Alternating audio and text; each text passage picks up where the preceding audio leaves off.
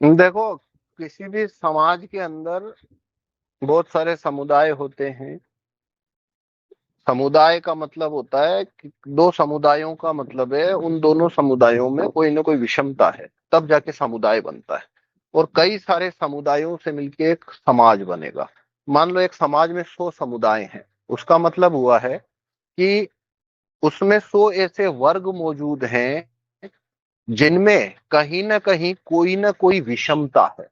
वो विषमता भाषाई आधार पे हो सकती है, क्षेत्रीय आधार पे हो सकती है, और धार्मिक आधार पे हो सकती है, जातीय आधार पे हो सकती है। इस तरीके से कई सारे समुदाय मिलके एक समाज बनता है। तो अमेरिकन ब्रिटिश कंपनियां जहां भी जाती है, तो ये उनका 200 साल पुराना रिकॉर्ड रहा है कि वो जो हम बोलते हैं ना, डिवाइड एंड रूल। तो डिवाइड किसको करना है, तो डिवाइड करने में वो इस्तेमाल करते हैं, वो डिवाइड करते हैं, समुदाय को समुदाय से विभाजित करते हैं। तो भारत में जैसे हिंदू मुस्लिम एक समुदाय है, तो हिंदू एक समुदाय है, मुस्लिम एक समुदाय। अब ये जो विभाजन है या ये जो समुदाय में विषमता, ये क्या है? ये धार्मिक विषमता। तो दो अलग धर्म है, तो वो हिंदू और मुस्लिम को आपस में लड़ाने का काम करेंगे, क्योंकि उनकी विषमता को वो विभाजन का रेफरेंस पॉइंट बना देंगे कि भाई तुम अलग और इस मुद्दे पे तुम आपस में लड़ भिड़ जाओ। तो ये पहले था, पर अब क्या हुआ? अभी वो पहले से काफी इंटेलिजेंट मैकेनिज्म अब बना चुके हैं, क्योंकि पहले मीडिया इतना शक्तिशाली नहीं था। अखबार छपता था तो 5-10% लोग अखबार पढ़ते थे, बाकी तो पढ़ते भी नहीं थे। और बाकी तो फोटो देख लेते थे बस अखबारों में, क्योंकि उतना न न्यूज़पेपर्स का सर्कुलेशन था और न ही लोगों को इतना पढ़ना वगैरह आता था। लेकिन अब आज क्या है, सोशल मीडिया आने से मीडिया जो है वो पहले से 1000 गुना 5000 गुना ज्यादा शक्तिशाली हो चुका है। तो उनकी अब रेंज बढ़ गई। तो उन्होंने क्या किया, समुदायों में, जैसे ये एक पहले वो एक ही खोज पाए, एक और उन्होंने खोजी थी कि दलितों और अगड़ों को आपस में लड़ाना। तो वो उन्होंने किया जातीय आधार पे और धार्मिक आधार पे ये किया। पर ये अभी क्या हो गया है, उन्होंने हर तरीके से लिंग के आधार पे, तो महिलावाद फेमिनिज्म के नाम पे पुरुषों के खिलाफ उनको रख रखा है, और वो लड़ाई को वो इंटेंस करते जा रहे हैं, और ज्यादा विभाजन बढ़ता ही जाएगा। ये ऐसे ऐसे कानून छाप रहे हैं, ठीक है ना। फिर धर्म के आधार पे तो लड़ा ही रहे हैं। फिर किसी को किस बात पे, किसी को मतलब जाटों को गुजरों से, किसी बात पे राजपूतों को उनसे, मूल निवासियों को ब्राह्मण बनियों से, और मतलब है कि हर चीज में कहीं ना कहीं भाषा के आधार पे, लिंग के आधार पे, किसी न किसी तरीके से वो इतनी सी विषमता जो ही मिलेगी उसे ढूंढ के ले आते हैं, और बाद में उसको लेके एक आइडेंटिटी पॉलिटिकल पार्टी खड़ी करवा देते हैं या ग्रुप खड़े करवा देते हैं, और बाद में उसके उसमें लोग लामबंद होना शुरू होते हैं, और ऐसे करके विभाजन होता रहता है। ये तो एक बात हुई। अब एक और चीज होती है कि व्यक्तिगत झगड़े, कि भाई तो असल में क्या होता है, जब दो समुदाय आपस में लड़ने में ऊर्जा लगाते हैं तो कंट्री की प्रोडक्टिविटी खत्म होती है। इससे पहला नुकसान होता है, कंट्री की प्रोडक्टिविटी खत्म होगी। दूसरा नुकसान ये होता है इससे कि फर्जी मुद्दे, इस तरीके के जो फालतू मुद्दे हैं, वो सतह पे आ जाते हैं। पॉलिटिकल मुद्दे ये बन जाते हैं, आइडेंटिटी पॉलिटिक्स, मतलब किसी भी समुदाय को किसी दूसरे समुदाय से लड़वाना है, तो उसके लिए आइडेंटिटी पॉलिटिक्स का इस्तेमाल होता है। तो जब भी जितने समुदाय आपस में लड़ेंगे, वो सब अपनी अपनी एक आइडेंटिटी के लिए लड़ रहे होते हैं। तो उस आइडेंटिटी को बचाने के लिए फिर पार्टियां और एनजीओ या इस टाइप के सर्कस शुरू होंगे। तो जो असली पॉलिटिकल मुद्दे हैं उसके ऊपर काम करने वाले लोग ही नहीं मिलेंगे अब आपको। आप जिधर जाओगे, कुछ लोगों को ब्राह्मण बचाने हैं, वो ब्राह्मण महासभा विधानसभा, ब्राह्मण पंचायत खोल के बैठा है। वो कोई है उनको मूल निवासी बचाने, उसका वो स्यापा खोल के बैठा है। कोई उधर मुस्लिम बचाने के लिए खोल के बैठा है, कोई क्या खोल के बैठा है। किसी को दलित बचाने हैं, किसी को महिलाओं को बचाना है, फेमिनिज्म का झंडा लेके घूम रही है महिलाएं किधर। मतलब ऐसे करके इतने सारे। तो वो क्या होता है, अब खंबा कानून लाना है, सरकारी जमीन किराया बंटवारा कानून लाना है, सेना कमजोर होती जा रही है, किल स्विच रफाल में आ रहे हैं, खुद के वेपन बनाने हैं, अदालतें सुधारनी, पुलिस सुधारनी है। तो पूरी सोसाइटी में आप दिया लेके घूम जाओ तो आपको 4 आदमी नहीं मिलेंगे इन पे बात करने वाले, क्योंकि जितने भी लोगों में पॉलिटिकल एक्टिविज्म है उन सबको इन्होंने खा लिया, वो सबको ये लेके बैठ गए सारे के सारे।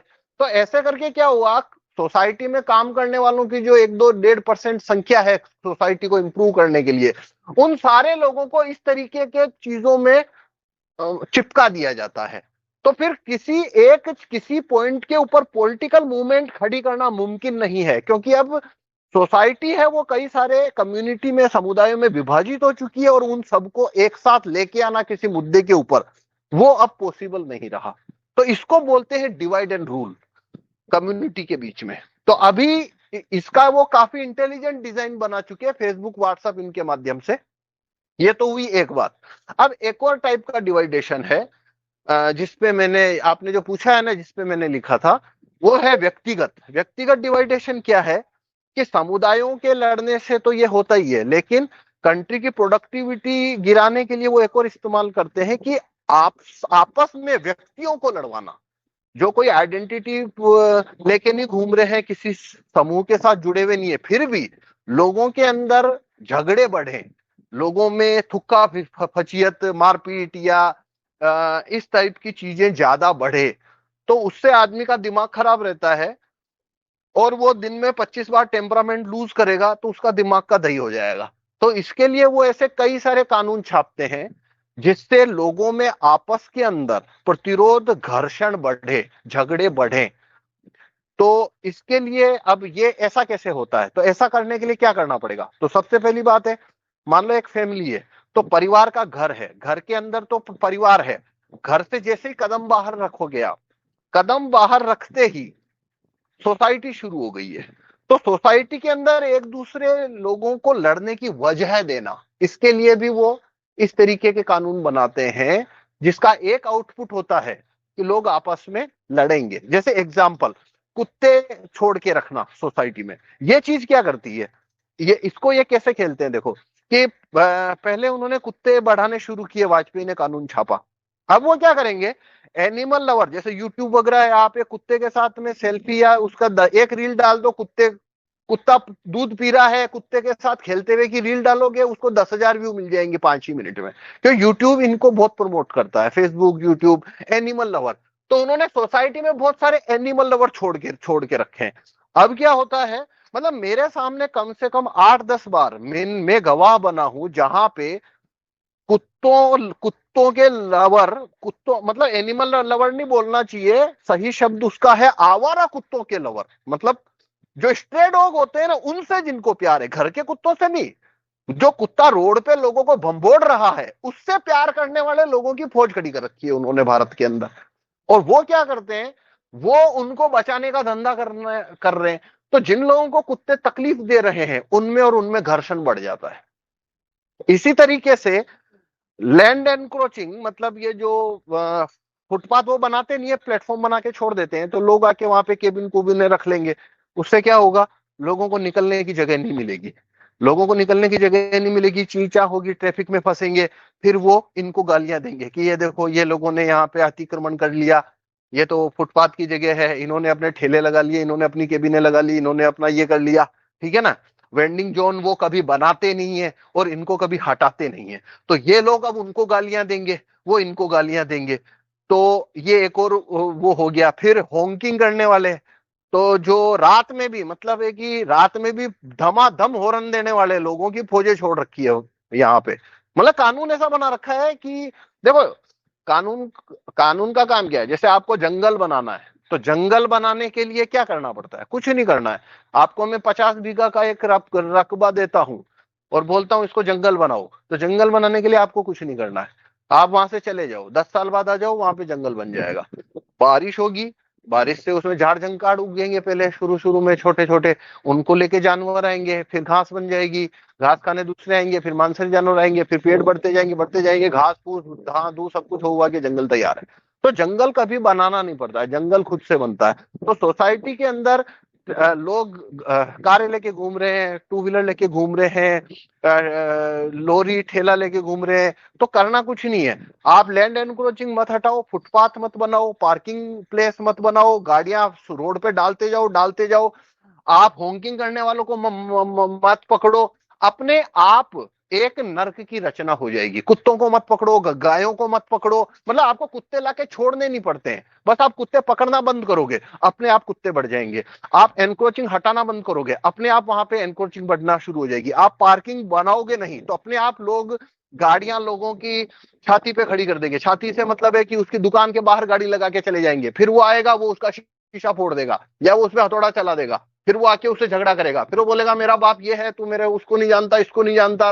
वो सब वहां पे ड्रामा शुरू होगा। पीछे से कोई आगे हॉर्न टोर्न देता रहेगा, वो जा रहा होगा, गाय से टकराएगा, गाय उसके बाप को गिरा देगी, माँ की हड्डियां तोड़ देगी, फिर वो आदमी गाय वालों को गालियां देंगे, फिर गाय को बचाने वाले आ जाएंगे, वो फिर सोशल मीडिया पे उनको गालियां देंगे। वो मतलब इस तरीके से हर आदमी को हर आदमी से लड़ाने की 100 वजह उन्होंने सोसाइटी में डाल रखी है। तो बस आदमी घर से निकलता है, जैसे ही वो सोसाइटी में पांव रखेगा और उसका वो खून गर्म होना शुरू होएगा। मतलब थोड़ा सा चलेगा, कोई ना कोई कुत्ते से होगा, कोई गाय से होगा, कोई लैंड एनक्रोचर से होगा, कोई हॉकिंग वाले से होगा, कोई किससे होगा, और कुछ नहीं है। तो हर आदमी को एक दूसरे के रास्ते में पत्थर फेंकने का डाल रखा है। जमीन छोड़ रखी है आपने, 2 साल मत जाओ, जमीन कब्जा हो जाएगी, अब आपका खून गर्म हो जाएगा। और कुछ मतलब जहां पे जाओगे, जिधर जाओगे, उन्होंने एक जंगल की रचना कर रखी है। इससे लोग आपस में लड़ते रहते हैं, एक दूसरे को कोसते गरियाते रहते हैं, प्रोडक्टिविटी उससे खराब होती रहती है।